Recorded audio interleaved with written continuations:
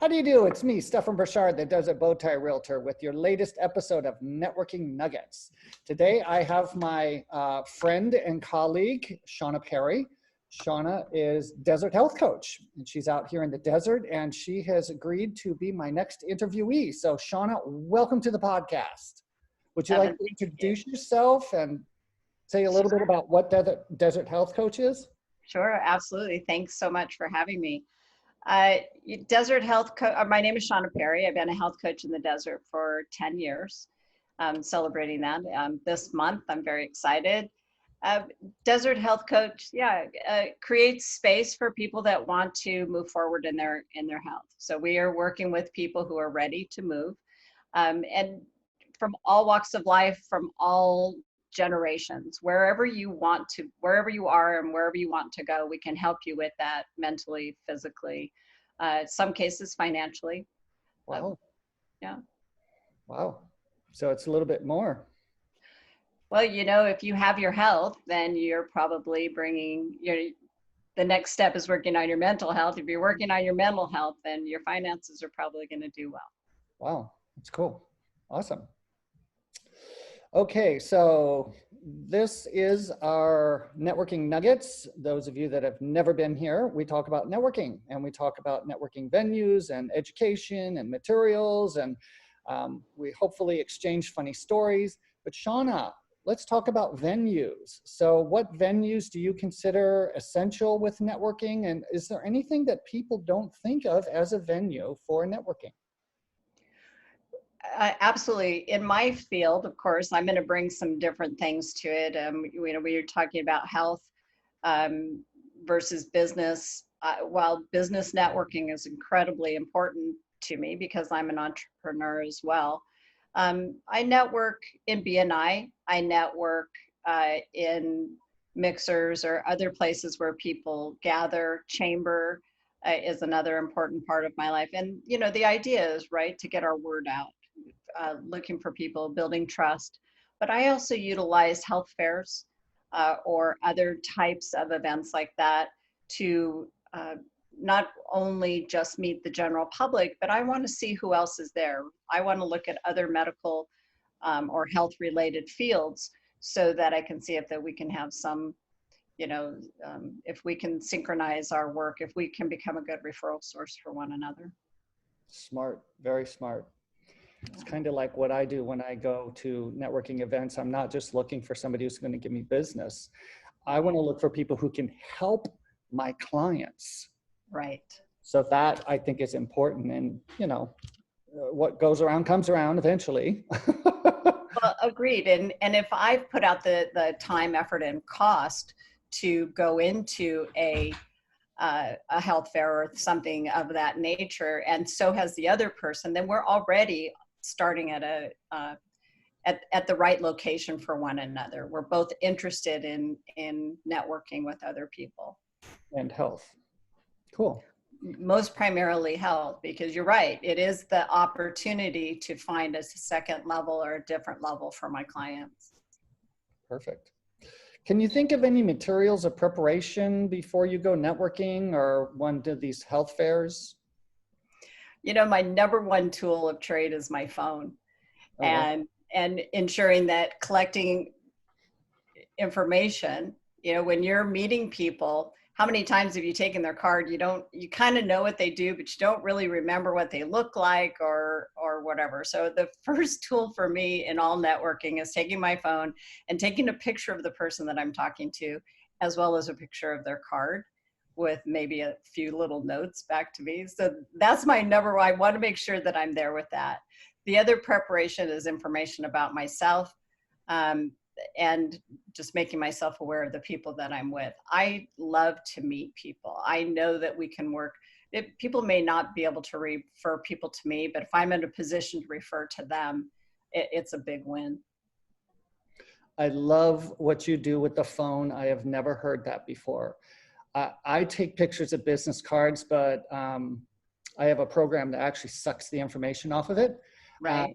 But I never thought about taking a picture of the person. That's freaking brilliant. Because I'm like, I'm the same way. It's like, I always put a note where I met somebody when I add them to the CRM or my phone. but you don't always recall the face. That's just smart. Thank you. Yeah, that, and sometimes people have very slick business cards, so you can't write on them. Most of the time nowadays, you cannot write on the business. Right. That's my experience anyway. I gave up. I don't want to carry a Sharpie because it's too fat, Right. But right. that's the best way to mark on those cards is a Sharpie. But that's right. And then sometimes we'll friend each other on Facebook. So if the networking connection was trustworthy enough, then I just go ahead and friend them on Facebook, so I'll remember as well. Cool. Any education or inspiration, things that light you up and keep you going? Geez, anything in the news right now, where health is so important. And I know that people are taking it seriously now. When we're looking at what was going on with COVID, and knowing that the at-risk people, had they been a little bit healthier, right? I mean, for all of us, we've got to project that ahead. Yeah. But educationally, I stay current with what people are doing. Of course, I would look at what my competitors are doing, to make sure that we're all relevant. And in some cases, you're going to learn from everyone. Educationally for us, we keep our certifications up. We want to make sure a ton of education, just like in your business, so many events to be able to advance, to make sure that our knowledge is top of the line, but also how do we bring the best service to our clients?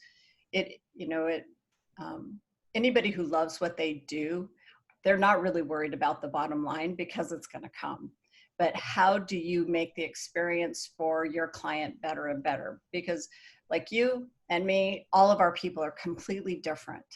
Yeah. I don't develop a program that's one size fits all because there's nothing exists. Yeah. So keeping that education going, making sure that we're attending every opportunity to do better. Cool.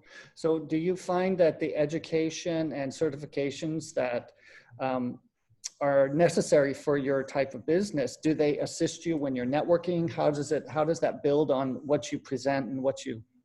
Sure. Know, like, and trust is something that we've learned in most of our networking. In my field, you need to trust me. Now, I'm not saying in your field or anybody else's, they don't, but I'm probably going to be privy to information that you wouldn't necessarily tell everyone. And so in the networking events, for me, it's learning to be quiet, keep my ears open, and make sure that I'm understanding what somebody is saying to me. And I think that's what we get through most of our education. Wonderful. Empathy. Do you have any funny networking stories or amusing networking stories? Painfully amusing. And this only happens to you once, hopefully. And maybe you've experienced it, where somebody has asked to meet with you. And so this happened to me early on as a young coach or a new coach. If somebody wants to meet with me, I'm like right in, yep, they're looking for a health program. I know that's why they're here and that's why they want to speak with me. And I learned painfully that isn't always the case. People may just want to know what you do, understand it better, make you a referral source, whatever. So yes, I was sitting with somebody who I assumed was there for that. And they sat back and said, I don't have any idea why you think this program, why I would need something like this. And I did a lot of moving backwards. So the bottom line lesson here is that you need to listen and ask questions before you assume. And yeah, big lesson. Painful, funny now, not as funny then. No, I can agree with that. Yeah, I have similar requirements. Like what we say is the first one's free. With real estate, it's like if you book an appointment with somebody, it's like the first appointment is free, but after that, you got to be pre-qualified. You have to show proof of funds if you're buying, et cetera. So Right. Right. you got to show me the money, you know. Right. Right. Well, and people want to know everything, right? Some people want to know everything before they take the first step forward, or they want to know you, or they want to build trust, or however they want to do it. So I agree with that. In my case, it just happened to be a terrible assumption on my part. Embarrassing, for both of us. It happens. What is the most valuable lesson or thing you learned about networking? Wow. Consistency. When you're building your tribe, when you are building that element, you need to be, first of all, you have to be who you are. You can't come in and try to be something you're not, because people see through that. You have to build the trust. You need to be consistent. If you say you're going to show up on time, you show up on time. And a lot of times when we fall into that tribe, we may take it for granted. Yeah. And if that is your referral basis, it is the last place you want to take for granted. I agree. Completely agree. I actually have a podcast about consistency. Right. One of my monologues. Do you have anything that you'd like to add that I haven't mentioned or brought up here? Any questions you have? I'm always learning. Especially in our network branding, I think what's going on now, we're all learning to use different tools and different items. So I would ask you, how are you shifting in this time when we can't really go out and shake hands and hug and kiss babies and do all of that in your business? How are you shifting? Well, we are doing part of that, Zoom. So I am using Zoom and video to reach out and touch people because we can't go meet them face to face. I've had to trim back some of the networking that I do. I do a lot. Right. Some of it, it's like, okay, I'm not getting any impact by my participation here and no visibility whatsoever. So this has to go until we start meeting in person again. So I've had to make those kind of judgment calls. But I'm actually lit up about Zoom and, just the video technology, because I'm like, there was a client last month, and it's like, God, we can't meet face to face, and I need to connect with them, and I need them to feel like they can trust me. So we did a Zoom call, and they were like, oh my God, that's a wonderful idea. So that's what we did. And WhatsApp has a video feature. iPhone has a video feature. I think even Facebook has a video feature. So there's so many video platforms that we can get onto to meet somebody face to face. It doesn't have to be Zoom. And I think it's important to do that. As far as everything else, what I described to somebody is everybody in real estate who's a client is right now, they're waiting to exhale. So everybody's waiting to see what's happening, what's going on. There are some people they're just charging forward. They don't care. Good. God bless them. They're keeping the business going. And actually, we found last month to be probably as busy, if not busier than last year, the same month. Yeah. So until the numbers come out over the next week or so, I won't know specifically what the numbers are, but I'm shifting with the video, and I'm just getting simpler as far as, what do I want to do? What am I good at? What are my 3 best things that I can do for my business? So, so I've been spending a lot of education time too, and, nurturing myself. So that's wonderful. Yeah, exactly. And I think it's making a difference in how I feel. And I think in having a difference in how I feel and a confidence about that, it just puts me in a different place, in a whole different game. So I'm actually having a ball. No, I love Zoom. I've used it for 5 years, at least in my business. So phone and Zoom, because my clients are all across the country. And so moving with the different time zones, kind of funny, you have to kind of look good all the time, get up early. But what a very good move for our business is, or for being able to take care of clients, is that now more clients are used to using Zoom. So it isn't difficult to get on Zoom. Because a lot of times phone in my business is like texting.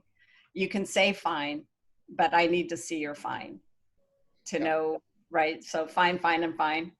They're all different, but I love Zoom for that reason, or any kind of video conferencing. I'd used it once or twice at work at HomeSmart because they would do our Zoom office meetings. Once a month, we have the employee office meeting. So Right. we're a corporate franchise, so we are part of that umbrella.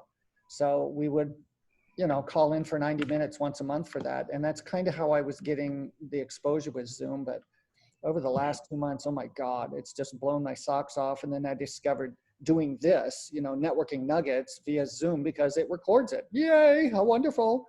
Yes. And it gives me backgrounds. I don't have to worry about backgrounds. All I got to worry about is my appearance, Right, right. From here up. Yeah. Too bad we can't do a virtual background that's just the head, So like that way if you move back far enough. Exactly. So that way it's, I have the bow tie and the shirt and then just my head. So I could be in my pajamas. So anyway. Well, Shauna, thank you so much for joining me today. It's been an absolutely wonderful conversation. Thank you. I really appreciate it. I've enjoyed it. Well, I love spending time with you. So thank you so much for inviting me. Thank you.